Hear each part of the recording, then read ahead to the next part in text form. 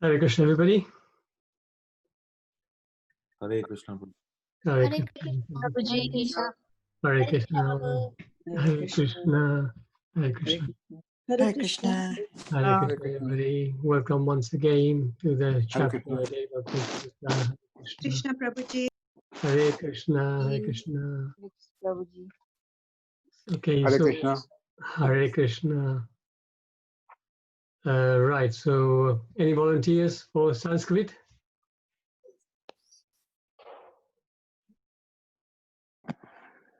Prabhuji, I can do Sanskrit. Okay, Pinky Mataji. Oh, wonderful. Thank you. Are you doing it for the first time? Have you done it before? I did it once. Okay, that's good. That's good. That's fine for your experience. That's perfect. And anybody for English?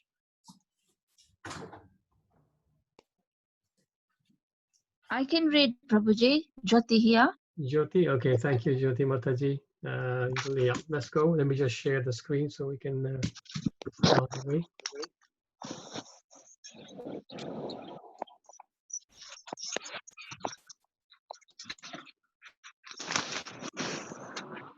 I can also find a way to mute people. Just bear me a second.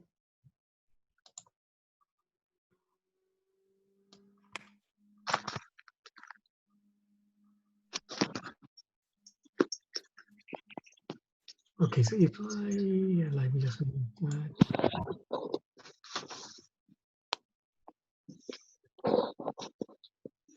Okay, what I'll do is I'll mute all, and then Pinky Mataji and Jyoti Mataji, you can unmute yourself. That's how it'll work, I think. Om Namo Bhagavate Vasudevaya. Om Namo Bhagavate Vasudevaya. Om Namo Bhagavate Vasudevaya.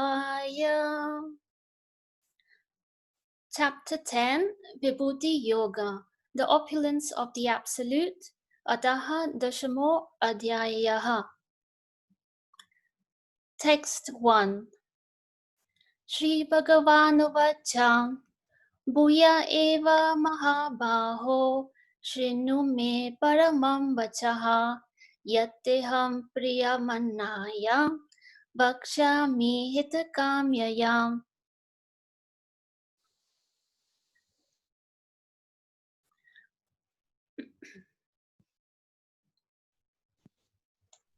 Jyoti Mataji, I think you need to unmute yourself. Oh, sorry. The Supreme Personality of Godhead said, "Listen again, O mighty armed Arjuna. Because you are my dear friend, for your benefit, I shall speak to you further, giving knowledge that is better than what I have already explained." Text 2. Name vidusura prabhavagna maharshayaha aham adirhi devanam mahashinam cha sarvasaha.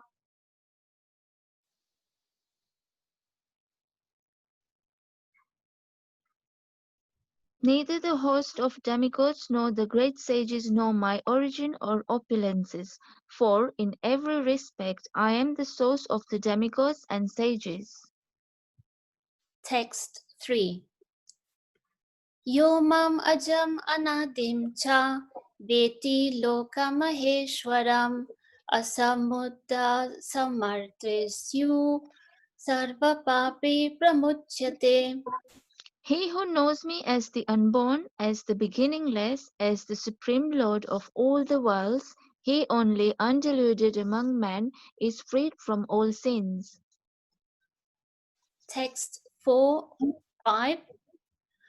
Buddhidhyanam asamoha shama satyam dama samaha sukham dukkham bhavo bhavo bhayam chapyam evacha ahimsa samata tushtis tapodanam yasho yashaha bhavanti bhava bhutanam mata eva pratak vidaha.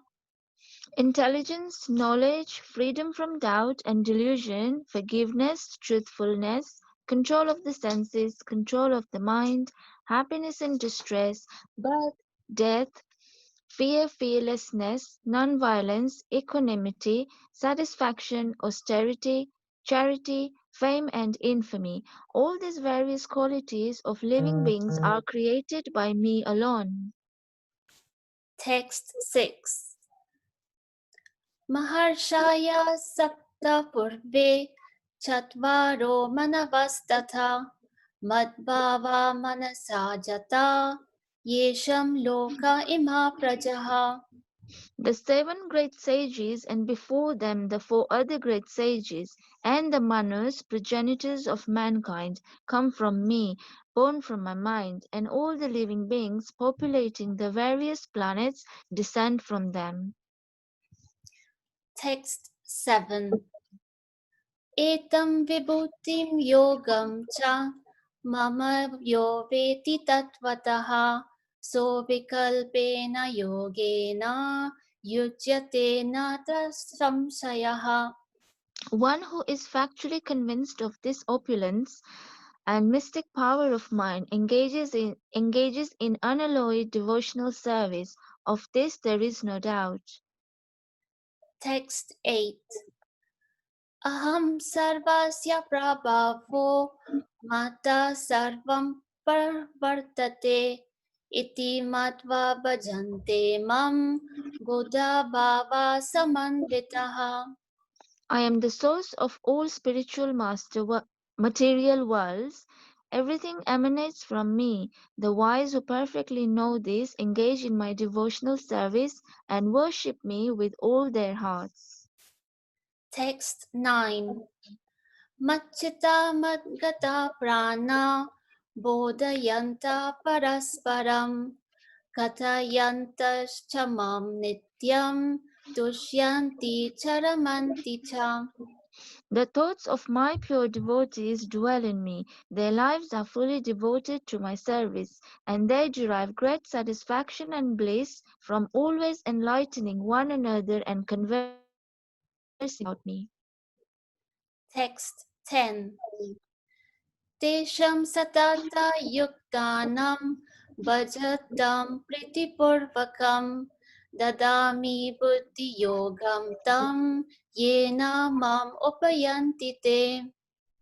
To those who are constantly devoted to serving me with love, I give the understanding by which they can come to me. Text 11. Tesham evanukam partham aham ajnanayam tamaha nashayami atma bhavasto Dipena Basvata. To show them special mercy, I, dwelling in their hearts, destroy with the shining lamp of knowledge the darkness born of ignorance. Text 12:13. Arjuna Uvacha Param Brahma Param Dhamma Pavitram Paramam Bhavan Purusham Shashvatam Devyam Adidevam Ajam Vibhum Ahustvam Rashya Sarve Devarshir Naradastata Asito devalo vyasa swayam cheva pravishime. Arjun said, "You are the Supreme Personality of Godhead, the ultimate abode, the purest, the absolute truth. You are the eternal, transcendental, original person, the unborn, the greatest. All the great sages, such as Narada, Asita, Devala, and Vyas, confirm this truth about you, and now you yourself are declaring it to me." Text 14. Sarvametat tritam manye yanmam vadasi keshava nahi te bhagavan vyaktim vidur deva nadanavaha. O Krishna, I totally accept as truth all that you have told me. Neither the demigods nor the demons, O Lord, can understand your personality. Text 15. Swayam evatmanatmanam veta tvam purushottama bhuta bhavana bhutesha deva deva jagatpate. Indeed, you alone know yourself by your own internal potency, O Supreme Person, origin of all, Lord of all beings, God of gods, Lord of the universe. Text 16. Bhaktum arhasi asashena devya hi atma vibhutayaha yabir vibhutibir lokan imam svam vyapyatisasi. Please tell me in detail of your divine opulences by which you pervade all these worlds. Text 17. Katham vidyam aham yogims tvam sada parichintayan keshu keshu cha bhaveshu chintyosi bhagavan maya. O Krishna, O Supreme Mystic, how shall I constantly think of you, and how shall I know you? In what various forms are you to be remembered, O Supreme Personality of Godhead? Text 18. Vistarenatmano yogam vibhutim cha janardana bhuya katha yatriptirhi shrinvato nashti me mritam. O Janardana, again, please describe in detail the mystic power of your opulences. I am never satiated in hearing about you, for the more I hear, the more I want to taste the nectar of your words. Text 19. Shri Bhagavanuvacha Hanta te katiyishyami devya hi atma vibhutayaha pradayat pradanyata kuru shrishta nasti anto vistarasya me. The Supreme Personality of Godhead said, Yes, I will tell you of my splendorous manifestations, but only of those which are prominent, O Arjun, for my opulence is limitless. Text 20. Aham atma gudakesha sarva bhuta sayastitaha aham adish chamatyam cha bhutanam anta eva cha. I am the Supersoul, or Arjun, seated in the hearts of all living entities. I am the beginning, the middle, and the end of all beings. Text 21. Adityanam aham Vishnur Jyotisham Raviram Chuman Marichir Marutam Asmi Nakshatranam aham Shashi. Of the Adityas, I am Vishnu. Of lights, I am the radiant sun. Of the Maruts, I am Marichi. And among the stars, I am the moon. Thank you. Hare Krishna. Thank you Hare very much. Krishna. Thank you. Thank you so much, Pinky Mataji, Jyoti Mataji. Very, very nicely done. Pinky Mataji, your pronunciation was absolutely perfect. Very, very well done. Thank you. Okay, let me stop sharing this and go to the verse for today.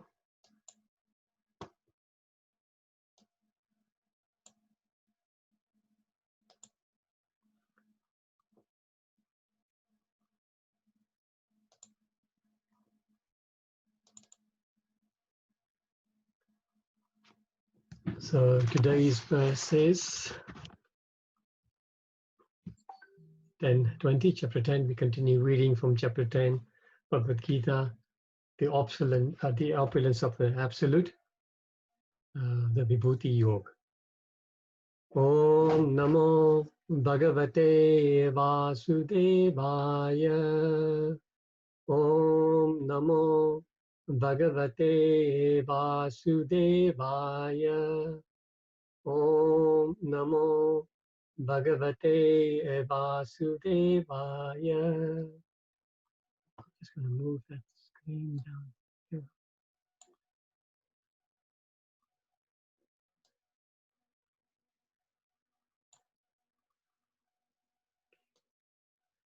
He doesn't want to move, so I'll just leave it where it is. Srimad Bhagavad Gita, chapter 10, text 20. Aham Atma Gudakesha Sarvabhutasya Asti Sarvabhutasaya Tita Aham Adishcha Madhyam Cha Bhutanam Anta Eva Cha. Translation and purport by Srila Prabhupada. Translation first. I am the super soul, O Arjuna, seated in the hearts of all living entities. I am the beginning, the middle, and the end of all beings. Purport by Srila Prabhupada. Srila Prabhupada ki jai. In this verse, Arjuna is addressed as Gudakesha, which means one who has conquered the darkness of sleep. Those who are sleeping in the darkness of ignorance, for those who are sleeping in the darkness of ignorance, it is not possible to understand how the Supreme Personality of Godhead manifests himself in various ways in the material and spiritual worlds. Thus, this address by Krishna to Arjuna is significant, because Arjuna is above darkness. Because Arjuna is above darkness, first the personality of Godhead agrees to describe his various opulences.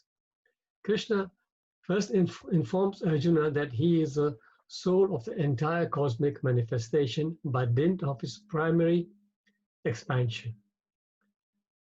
Before the material creation, the Supreme Lord, by his plenary expansion, accepts the Purusha incarnation, and from him everything begins.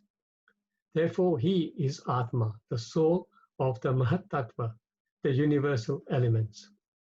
The total material energy is not the cause of the creation. Actually, the Mahavishnu enters into Mahatattva, the total material energy. He is the soul. When Mahatattva enters into the manifested universes, he again manifests himself as a super soul in each and every entity. We have experienced that the personal body of the living entity exists due to the presence of the spiritual spark. Without the existence of the spiritual spark, the body cannot develop. Similarly, the material manifestation cannot develop unless the supersoul, Krishna, enters.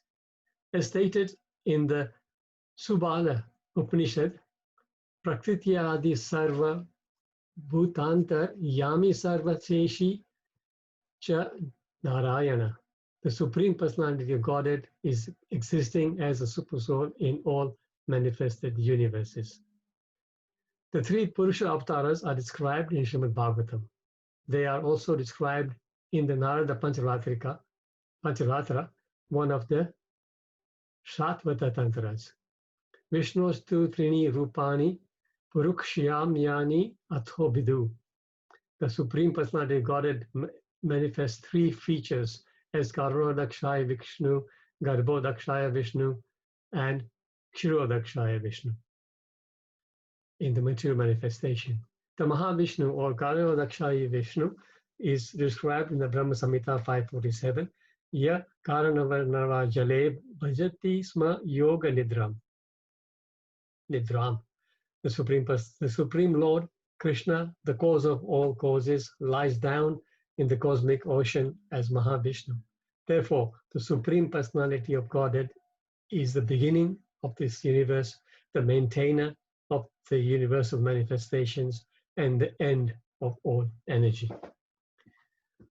Srila Prabhupada ki jai. Om Ajnanati Mirandasya Jnananjana Shakaya Chakshurun Militam Yena Tasmai Shri Guruve Namaha. Shri Chaitanya Manobhishtam Sthapitam Yena Bhutale Swayam Rupa Kadamayam Tadati Swapadantikam.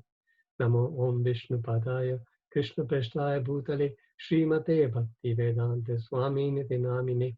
Namaste Saraswate Deve Gauravani Pracharine Nirvishesha Sunyavadi Pashyata Deshatarine Jai Shri Krishna Chaitanya Prabhu Nityananda Shri Advaita Gadadhar Shri Vasadi Gaura Bhakta Vrinda Hare Krishna Krishna Krishna Hare Hare Hare Rama, Hare Rama, Rama Rama, Hare Hare.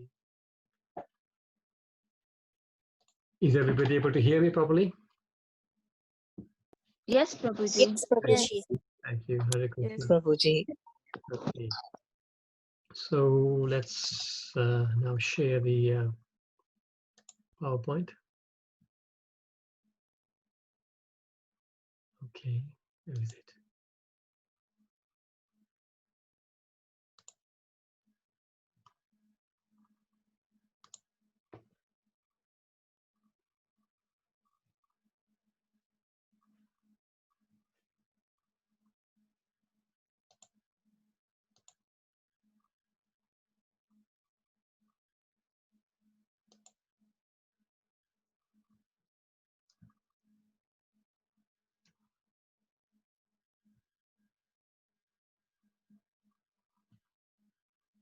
Two.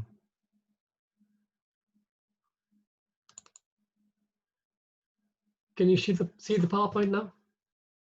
Yes, Prabhuji. Yes. Okay. Yes, Prabhuji. One of my screens is not working, so I'm a little bit on a limb here. So chapter 10, the opulence of the absolute. As usual, we'll do the chapter summary quickly. 1 to 7, understanding Krishna's nobility and serving him. 8 to 11, the very wonderful Chatushloki Gita. 12 to 18, Arjuna accepts Krishna's position and then requests to hear more of his opulences. And then this particular section, 19 to 42, we will hear about Krishna's opulences.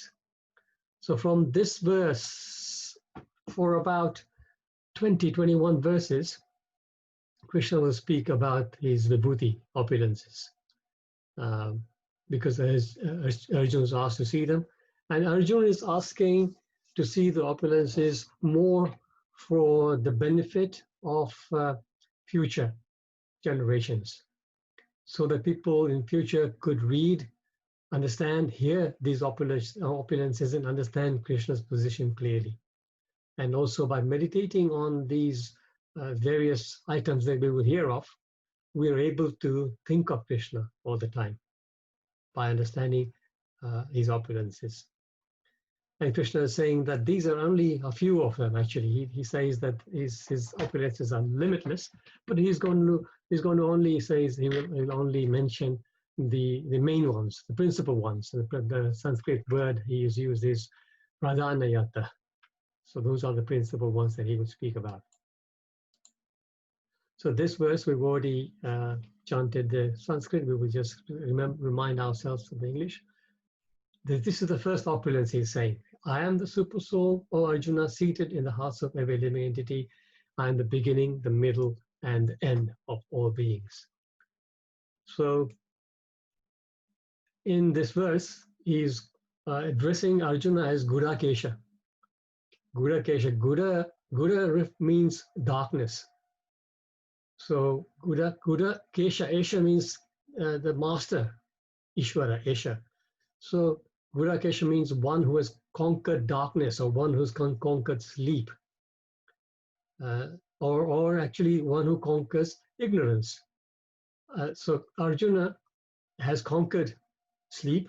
We know from the pastimes of the Mahabharata how he used to practice archery throughout the night without sleeping even a wink. So he has conquered sleep. But in the other sense, he has also conquered darkness or ignorance. So the name of this chapter, can anybody remind me the name of this chapter?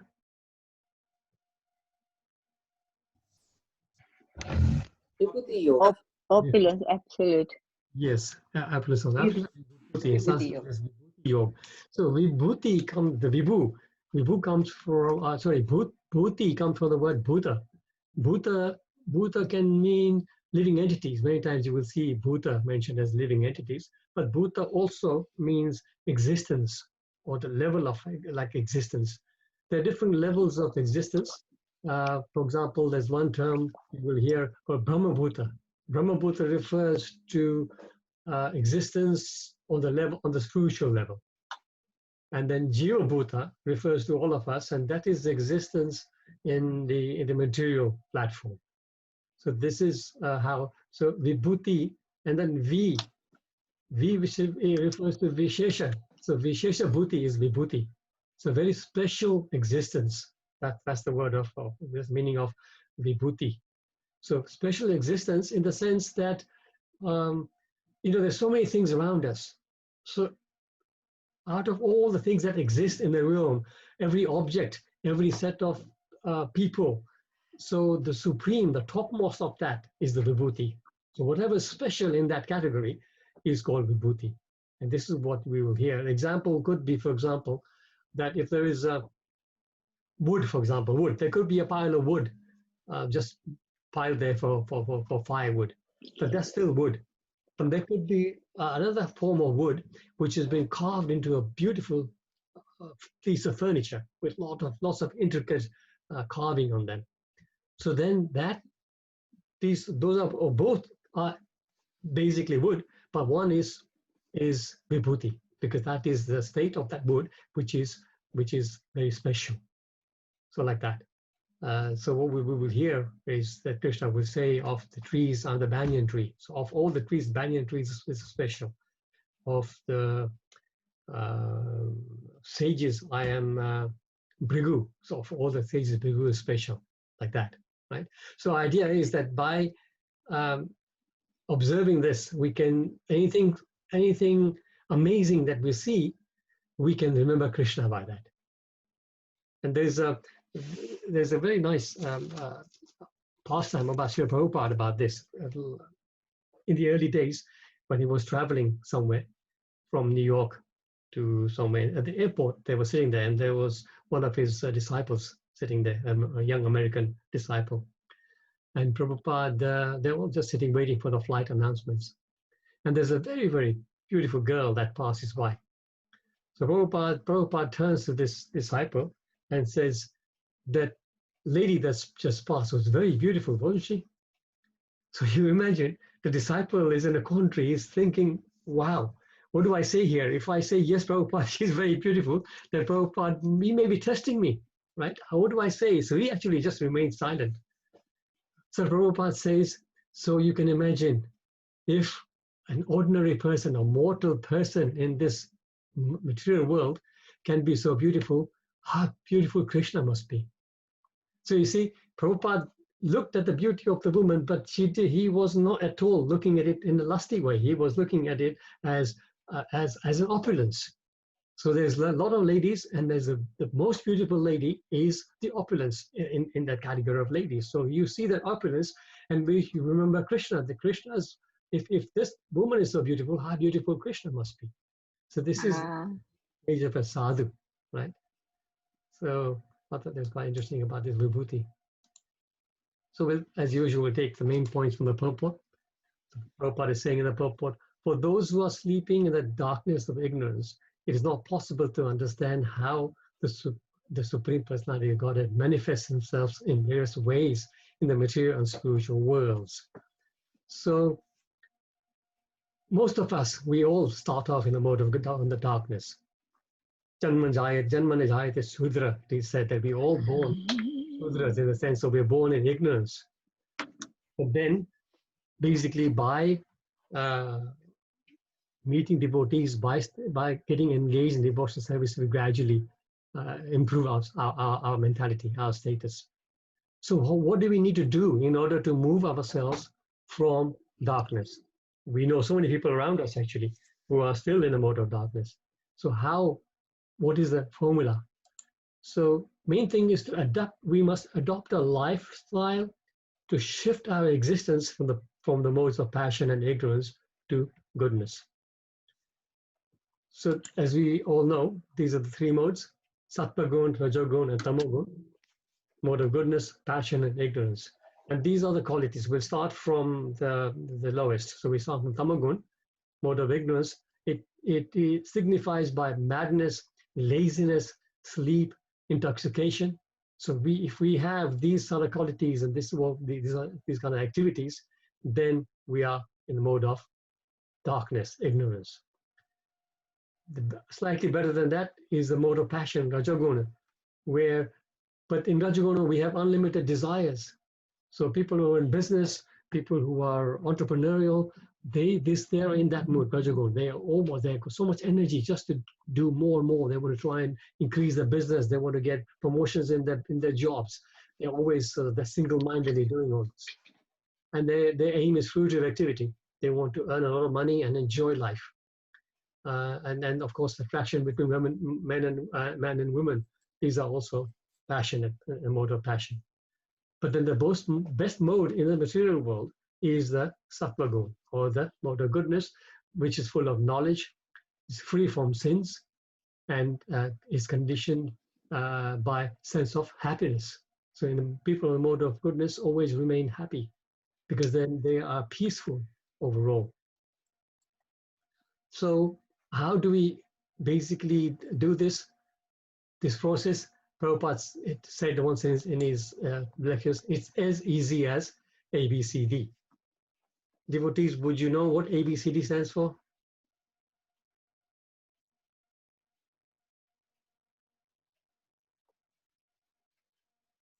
Association. Yes, very nice. Who was that? Jolie. Jolie, well done, Jolie. Yes, first is association. So by we just pause here. Association by making sure that Books, reading books. Yeah, books. Yes. So let's go through. Yeah. So books. Next one. Chanting. Chanting. The last one. Devotional service. Devotional service also could be right, but actually more Devotee important. associate, no. Diet. Diet, yeah. All those Yeah. devotee association, devotional service, everything is very important.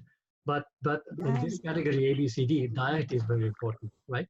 So association-wise, you imagine if we hang out, Prabhupada always used to say that if you hang out with drunkards, you will end up a drunkard. But if you end up with, if you associate with devotees, you will become a devotee. So that is the foremost. So when we look at even the 9 processes of bhakti, after Shraddha, next is Sadhu Sangha. So everything begins with that. Once you have Sadhu Sangha, if we don't associate, things cannot go forward. And there are very many examples. Radhakanta Prabhu, my Shiksha Guru, he always gives an example of a Mataji who used to serve at the manor and in the kitchen regularly. Very, very nice devotee, used to chant 16 rounds, nice devotional service all the time, all around. And then one time, as ladies sometimes do, there was an argument, there was a quarrel in the kitchen as they was doing the service. And as a result of this lady got really disenchanted and she stopped coming to the temple. So Radhakanta Prabhu used to know her quite well, so he went to her and said to her, look, you must not stop coming to the temple because association is very important. And she said, no, I don't need to come to the temple. I'm chanting at home. I've got my deities at home. I'm doing my service at home. I can't stand all these other ladies and all the bickering and everything, so I will not go. And although Radhakanta Prabhu tried to explain to her, trying to convince her, she just wouldn't budge. So initially she was fine, but slowly her 16 rounds went down to 12, went down to 8, services went down, reading went down, and eventually she did stop chanting. So this is how important association is. Association is important because by seeing each other, we get encouraged to carry on our service. And also, the other way association is very important is that if we are somehow slipping away in our sadhana, then by association, the other devotees will remind us, Prabhuji, Mataji, we need to make sure you chant your rounds properly, or make sure you do this properly. So this way, we keep each other in check. Books, of course, reading daily. We must get into the habit of daily. We're doing this chart session, which is fantastic because we're able to connect and read Prabhupada books every day like this. But even at home, one must have a habit of reading Prabhupada's books daily. Must be, we can set yourself a quota. I'll read 10 pages, 10 chapters, 10 slokas, whatever. We can try and get in the habit of reading books. That keeps us in a mode of goodness. Chanting, of course, goes without saying. Nothing as powerful as chanting. ch10 darpanamajanam. The chanting cleanses our heart, cleanses the dirt that's settled on our heart for many, many lifetimes. And diet, making sure that we stick to a sattvic diet. And more important than just the sattvic diet, Prabhupada says that, that's why Prabhupada actually never was very, very heavy on vegetarian. He says, yeah, being a vegetarian, everybody can be a vegetarian. But he says even monkeys are vegetarians, so nothing special about vegetarianism. But what is really special about the diet is that whatever we eat, we offer to the Lord first. So he says we are not vegetarians, we are prasadarians. So we must eat prasadam. Because food that we eat generally, of course, it nourishes our body. But the same food that we offer and then we eat afterwards, it becomes sanctified. And then that food nourishes our body as well as our soul. So these 4 things are very, very important. And these are the very simple things that we need to adjust in life to remain in the mode of goodness, sattva guna. And then gradually from there, we can move on to the Suddha Sattva, pure goodness. This is Ashwin here. I have one question. Should I reserve it for after your presentation? You can ask, then let's go to the last slide. Yes, go on. Okay. I have one question about the tamas gun pertaining to sleep. Can you expand on a little bit on that? Does it mean that we should not sleep? Oh, right, good.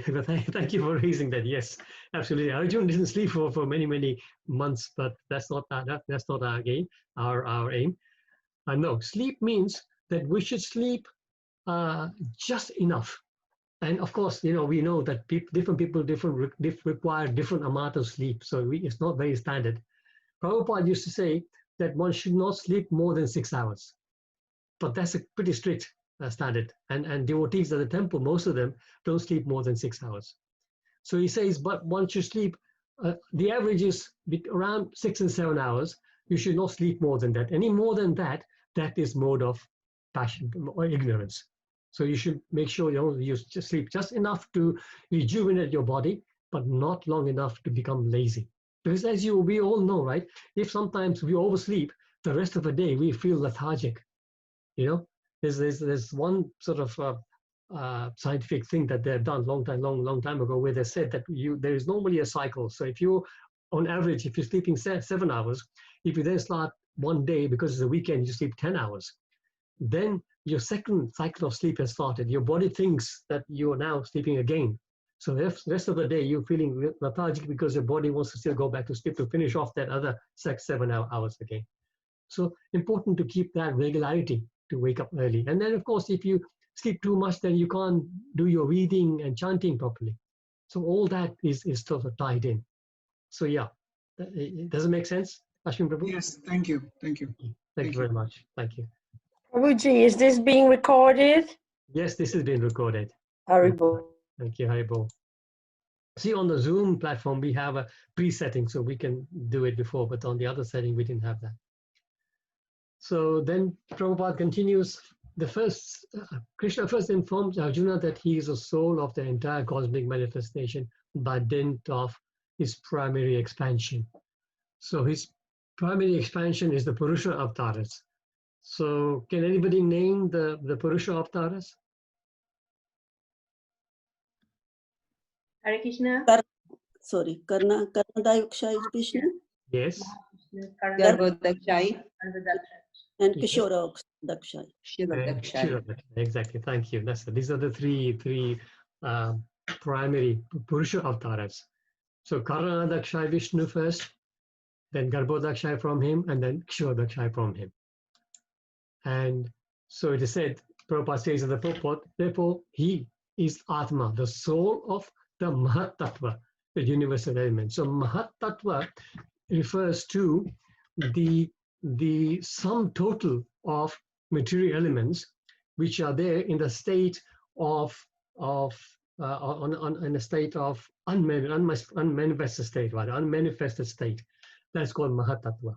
So there's in one corner of the spiritual world, there's like a cloud, and this cloud represents this sum total of the material elements. And they're lying dormant until the Lord glances, Karnadaksha Vishnu glances at this Mahat Tattva, and by this glance it gets agitated, and then Garbhodaksha Vishnu then from there, the Vishnu generates millions of billions of universes, and in each universe, Garbhodakshaya Vishnu enters.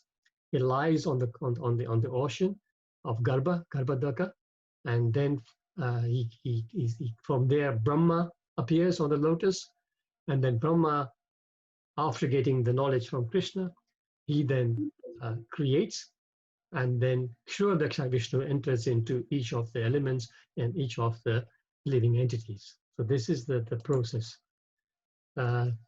So we have experienced that Prabhupada says that the personal body of the living entity exists due to the presence of a spiritual spark. Without the existence of the spiritual spark, the body cannot develop. So just like a baby cannot develop unless the living entity, the spark, is there. Similarly, the universe cannot develop unless the Supreme Soul is in there. Supreme Soul, that's the soul of the universe, soul of the material creation is Vishnu. He is the soul.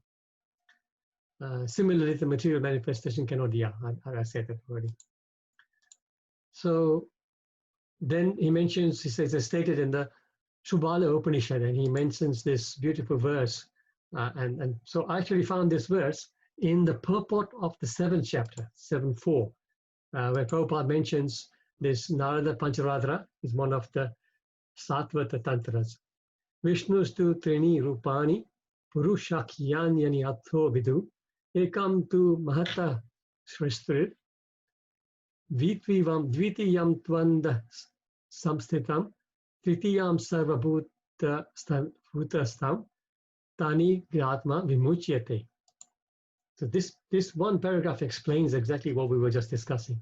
For material creation, Lord Krishna's plenary expansion assumes 3 Vishnus. The first one, Mahavishnu, creates the total material energy, known as the Mahatattva. The second, Garbhodakshaya Vishnu, enters into all the universes to create diversities in each of them. The third, Kshurodakshaya Vishnu, is diffused as the all-pervading supersoul in all the universes and is known as Paramatma. He is present even within the atoms. Anyone who knows these 3 Vishnus can be liberated from material entanglement. So Kshurodakshaya Vishnu is in every living entity. He is also within all of us as the Paramatma. But the Paramatma and the Jivatma, so there are 2. There's not one living entity. Within every body, there is the Jiva Atma and the Paramatma. So it's 2, as we all know. We've heard that before. It's not that there's only one. There's a school of thought in India that actually Jivatma is Paramatma. Basically, Jiva, there's only one, and once it is purified, it becomes Paramatma. But the Vaishnava school of thought is not that. We are always eternally separate. The Jivatma is eternally separate. Chapters 15, text 7 says, Mama Vaisho Jiva Loke Jiva Bhuta Sanatana. So Sanatana, eternally, we are separated. We're never going to be one with the Lord. We always separated eternally, and we will, whilst we're in the material world, he comes with us as the Paramatma. Once we are liberated, we see him as the Supreme Lord, and we serve him and enjoy the pastimes with him. Prabhupada continues, therefore the Supreme Personality of Godhead is the beginning of this universe, the maintainer of the universal manifestations, and end of all energy. So we can see these 3 things separately. So beginning, we can take the references from the Shastra about the beginning of how he is the beginning. And here, this verse we have repeated many times, but it's always nice to repeat them. This is the Chatushloki Bhagavatam, the very first sloka of the Chatushloki. Aham eva sameva agre nanyad yat sat asat param paschadaham yadeta cha yo vasishyat sosmyaham. This is Krishna or Vishnu speaking to Brahma. He says, Brahma, it is I, the personality of Godhead, who was existing before the creation, when there was nothing but myself, nor was there the material nature, the cause of this creation. That which you see now is also I, the personality of Godhead. And that after annihilation, what remains will also be I, the personality of Godhead. Then the other verse that I would quote is 10.8, which you all just recently learned. Aham sarvasya prabhavo matah sarvam pravartate iti matva bhajante mam buddha bhava bhavan samamnita. I am the source of all spiritual and material worlds. Everything emanates from me. The wise who perfectly know this engage in my devotion service and worship me with all their hearts. And the third verse that everybody knows, again, very famous verse from Brahma Samhita. Ishvara Parama Krishna Satchidananda Vigraha Anadir Adir Govinda Sarva Karana Karanam. Krishna, who is known as Govinda, is a supreme Godhead. He has an eternal, blissful, spiritual body. He is origin of all. He has no other origin, and he is the prime cause of all causes. So devotees, we always, whenever we give lectures, we try and base our teaching on these verses. And it's always good to know these verses, try and know where they are, so that whenever we're having a discussion, hopefully we all be preaching one day, but even before that, when we have discussions with our colleagues, our friends about Shastra, we can actually quote some of these verses, and that makes our argument, makes our philosophy very, very stable, very strong founded. So that we spoke about the beginning. Now we'll take verses that talk about the maintaining. So some beautiful verses in the 15th chapter, I've taken them from 12, 13, and 14. 12 says, Yad aditya gatam tejo jagat vasayate khilam yat chandramasi yat chagnam tat tejo vidi mamakam. He says, the splendor of the sun, which dissipates the darkness of this whole world, comes from me. And the splendor of the moon and the splendor of the fire also comes from me. So you see, Krishna says the splendor of the sun comes from. So without the energy of the sun, life would not be possible on any planet. Not even Earth, not just the Earth, but any planet, right? So similarly, without the moon and the fire, they are both also equally for sustenance of life. So Krishna says, I am there. So he's maintaining us by giving us the sun, moon, and the fire. 13 says, Kama Vishya Chabhutani Dharmyamyaham Ojasa Pushanami Chausadi Sarva Somo Bhutvara Rasatmakaha. So here it says, I enter into each planet, and by my energy they stay in orbit. I become the moon and thereby supply the juice of life to all the vegetables. So the sun is very important, of course, for growing of plants and vegetables. Without sunlight, as you know, we cannot grow crops. But the moon is equally important. Although science doesn't fully accept this, but it is said by moonlight, the juice, the succulence of the vegetables and fruits comes from the moon. So moon is very important. So the sun, the moon, and he says, I enter into each of the planets. So even the fact that everything remains so perfectly in orbit, you see the universe, how everything is so perfect. All the planets are there doing their own jobs, and everything is working, moving around in a perfect orbit. Nothing is changing. If it is said that if the sun was closer to us just by a few degrees, we would all burn. And similarly, if it was away just a few degrees, we would all freeze. So this perfection has been created by the Lord to maintain us, right? It just hasn't happened by accident. The scientists would have us believe there was a big bang, and this happened. But it cannot happen. How can such perfection come out of something so chaotic as a big bang? So they refuse to accept that there's a Supreme Lord who's behind this whole arrangement. Even how things grow, which is so amazing. How can scientists explain this? One time, Prabhupada was having some prunes. So Bhaktichara Maharaj was with him, and he was just taking the plates away. And Prabhupada had just put them, the seeds of the prune, the plate. So he says, Prabhupada says, this one seed contains a prune tree. If you plant this in the ground, it'll grow as a prune tree. And in that prune tree, there will be hundreds of prunes. And in each one of them, there will be a seed. And each one of the seeds, there's another prune tree. And each prune tree will have so many prunes. So imagine this amazing natural situation that the Lord has created. Who has made this arrangement? Was it the scientists? Can they create one seed that can actually generate a plant? No. But the Lord has made this arrangement to sustain, to give us fruits and vegetables. This is the amazing arrangement of the Lord. He maintains us. 3:14. Aham Vaishvanara Bhutva Praninam Deham Ashrita Pranapana Samayukta Pachamyanam Chaturvidam. So here says, I am the fire of digestion in the bodies of living entities, and I join with the life, air of life, outgoing and incoming, to digest the 4 kinds of food stuff. So Krishna not only provides us our food stuff, but he's also helping us to digest the food. So, you know, we only just, when we eat, we only know about the eating process, isn't it? We put food in our mouth, we chew it, we taste it, and once it goes down the throat, we have no knowledge of what's happening to it, right? This whole amazing arrangement that Krishna has made within our belly to digest the food, to release all different kinds of secretions, which will digest the food, which it will extract the vitamins, extract the juices that we need, and then reject what we don't need and excrete it. The whole that whole arrangement, when you just think about it, it's just amazing. So it says fire of digestion. So according to Ayurveda, there is fire in our belly, which helps to digest. And this fire, if it's not working properly, the Ayurveda, they call it Manda Agni. So it means it's not working properly, and they can do things to fix it.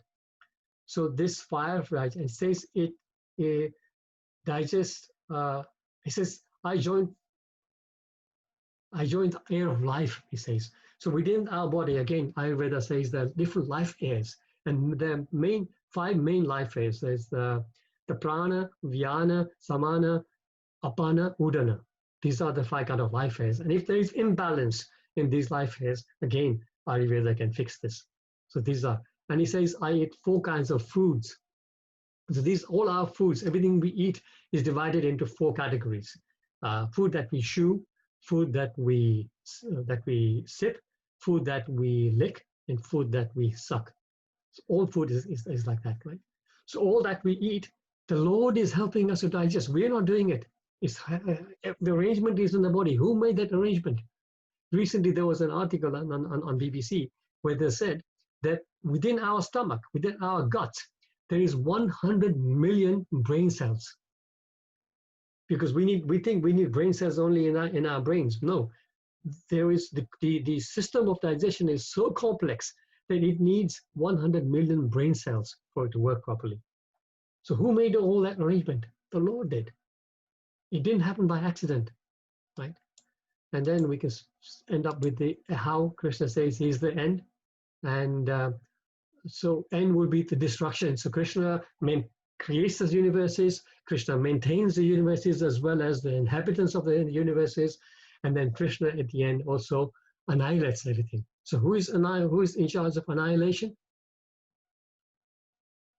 Is it Lord Shiva? Lord Shiva, exactly. So Lord Shiva. So this verse confirms this. This is Brahma Samhita 5:45. Kshiram yata dari vikara vishesha yogat sanjayata nahi tata pritag asti heto yakshambhutam apitata samupaite karyat govindam adi purusham tamaham bhajami. So he says, just as milk is transformed, it occurred by the action of acids, but yet the effect curd is neither same nor different from its cause, viz. The milk. So I adore the Prime Member Lord Govinda, of whom the state of Shambhu is a transformation for the performance of the work of destruction. So Lord Shiva, like I was saying a couple of classes ago, he is not a Jiva Tattva. He is also not a Vishnu Tattva, but there's a very special category. He's got his own category called Shiva Tattva. So the Lord himself transforms himself into the Shiva Tattva as Lord Shambhu, Lord Shiva, to perform the work of destruction.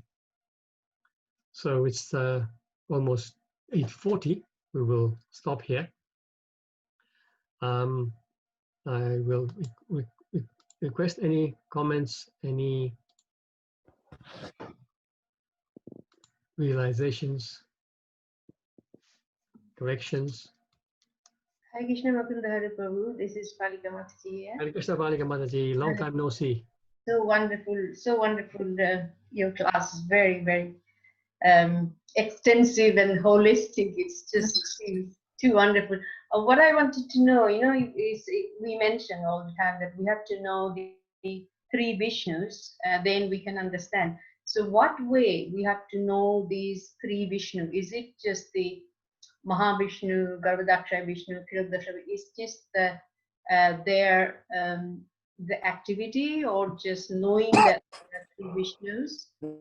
What way we have to know the whole thing? That's what I want to know. Yeah.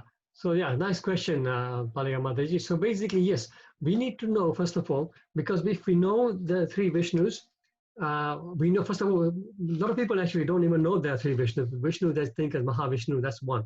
So first of all, we know that there are three different aspects of Vishnu. That is first part of knowledge. Second knowledge, we know what each Vishnu does.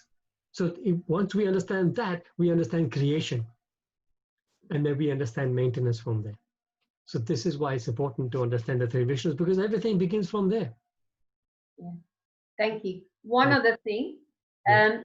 I just now you've given the whole class. It's so you interacted with Srimad Bhagavatam, with Bhagavad Gita. So for us to know the spiritual knowledge, so we need to have the depth of knowledge of Srimad Bhagavatam and Bhagavad Gita. Otherwise, we have limited knowledge.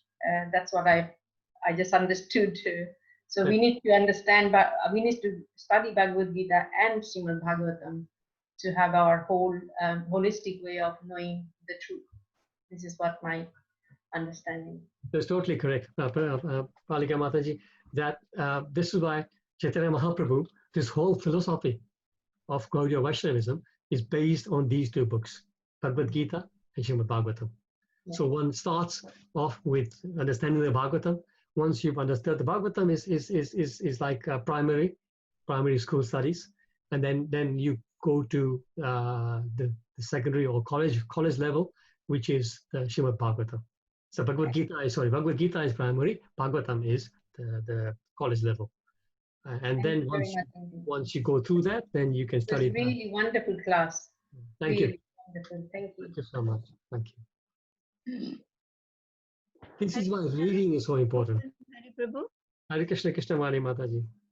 Prabhu, I always get confused with Lord Shiva. Lord Brahma's sons are Rudra, and this Shiva, who was transferred from Mahavishnu. So I get confused because, Brahma's sons, they are Jiva Tattva, isn't it? And Lord Shiva is Shiva Tattva. Yes, so Shiva, Sada Shiva.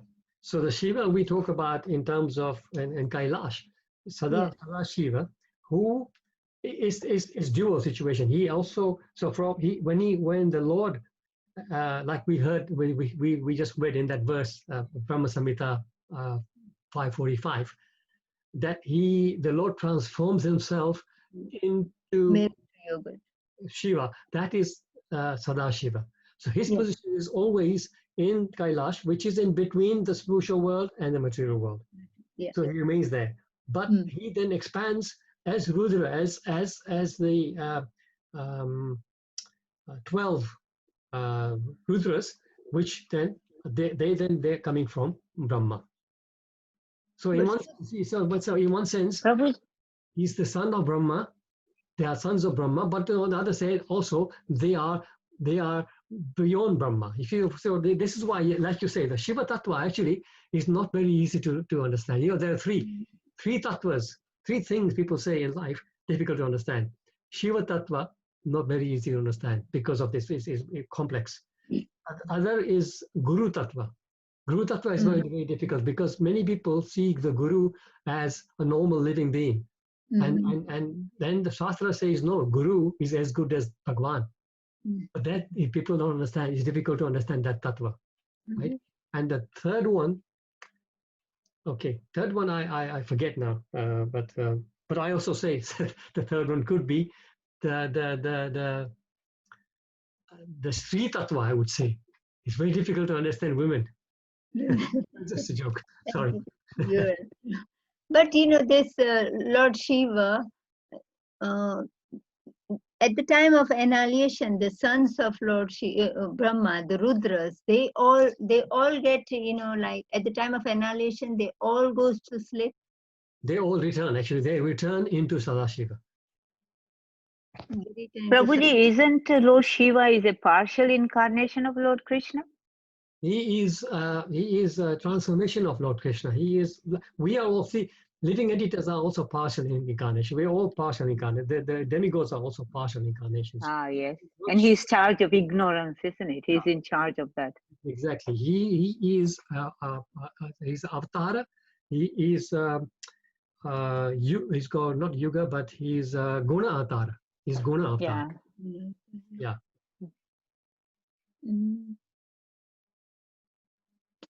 Okay, thank you. Hare I know Krishna, it's Prabhuji. very difficult to understand Shiva. Yeah, Shiva Tattva is difficult to understand. There is things on the internet. There's one very nice article that I think no, it wasn't an article. It was a class that I heard from Bhakti Charu Maharaj, where he explains. This is like a 45-minute class where he explains it. So it's something that you need to read about and understand. But yes, it's not a very easy tattva because he's like almost like a dual role, that's why it makes it complex. But one thing you must understand, that he is not a jiva. He is not. We call him demigod, but he is not a demigod. He is Mahadeva. That's why he's above the demigods, right? So he doesn't get annihilated. When the final annihilation happens, all the jivas and all the demigods they go into the body of Vishnu. But Lord Shiva maintains the situation. He doesn't get annihilated. Thank you, Prabhu. Thank you so much. Thank you. Prabhuji, Okay, so before Hare Krishna. Hare Krishna, Hare Krishna, Prabhuji. yes. What I understand is that Lord Shiva, when he actually glances on material energy, that's when Sadashiva becomes Shiva. So yes, The Pradhan. not Shiva, not Vishnu. When Vishnu glances, Yeah, when Vishnu glances, at Mahatattva, that so exactly. So that glance itself is Shiva. yes. So See, that yes, and that Lord Shiva is different from Sadashiv. Sadashiv is a tattva on his own. Right, yes.